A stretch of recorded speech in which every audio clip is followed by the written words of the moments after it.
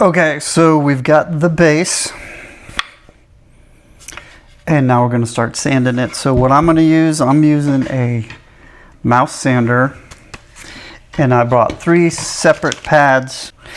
I got 80 for taking it down initially, 120, and then the 220.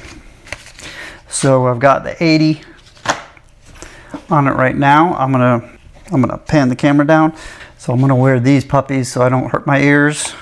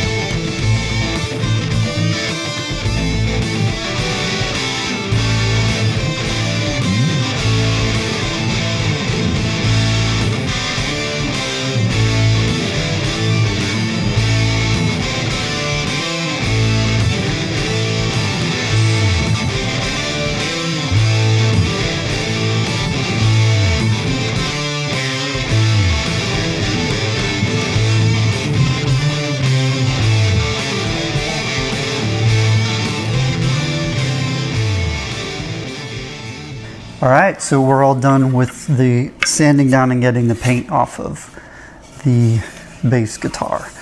All sanded down there, and then all sanded down tip here, and then we'll tape this off, but that's at a later date. Traced the back of this onto there.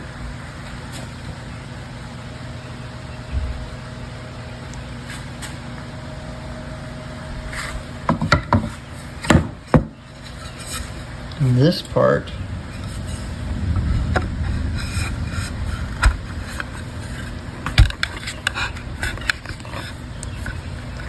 fits in here, and all I need to sand a little bit, but that's going to fit in there. Then that will be my holder. All right, so then found some screws to screw that in, and then this is my holder for it, for drying only.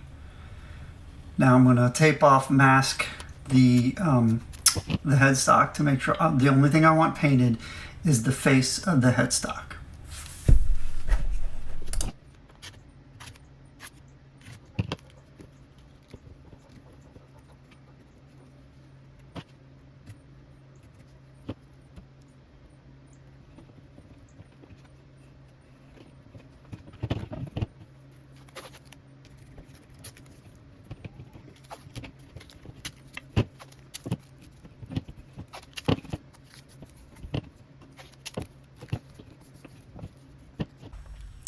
So I'm gonna paint things flat. You get a lot less drips when you do flat. Found that out by watching other YouTube videos. So first came primer and now the aqua on the headstock. And I went, light coat, let it dry, came back when it was dry and repainted.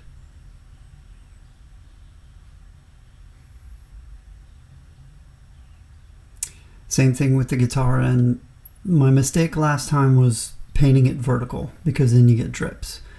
Right here I'm just doing light coats, I'll flip it over and then paint the other side, but you want to be flat so you don't get paint buildup and the paint just kind of falls into where it needs to and you get a lot less drips. And I got a lot less drips this time around. In fact, hardly any at all that I had to sand out.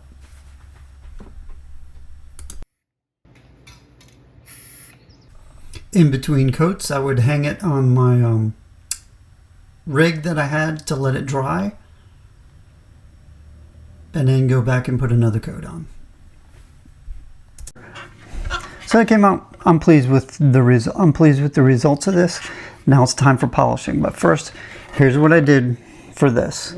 I did about 4 or 5 coats. I think it was 4 coats, might have been more than that, of the aqua on this, and then 1 coat of the pearlescent, and then about 5 to 6, I lost track, but about that of clear coat. About every 3rd coat of the clear coat, I would wet sand it with 2000 grit sandpaper.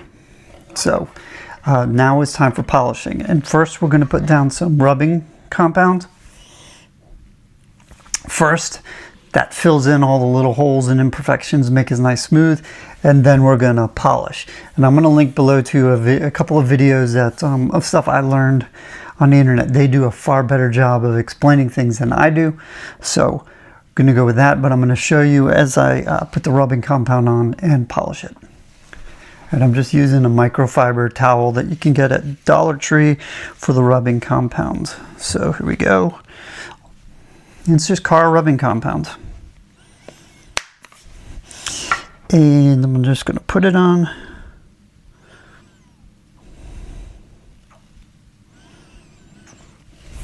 And try and get it all around.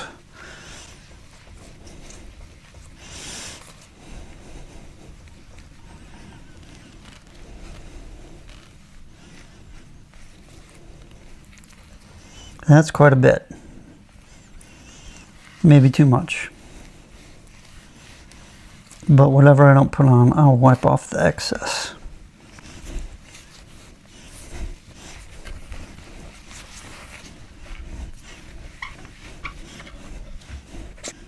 Doesn't matter.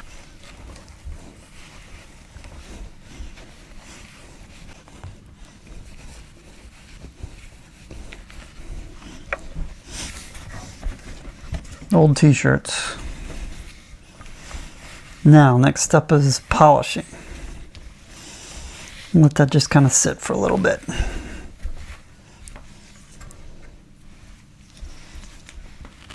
Again, I'm using a microfiber rag to put it on, but you can get an orbital buffer, which the one guy does in his video. It seems to work really well. I didn't want to go out and spend the money to do that, so I'm going to do it by hand. It's a lot of wax or polish.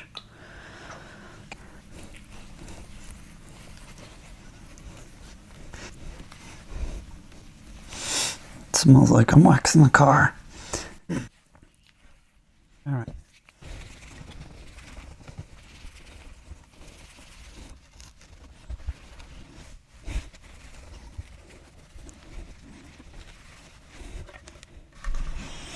All right, well, I'm going to go with another thing of wax on the front. Polish.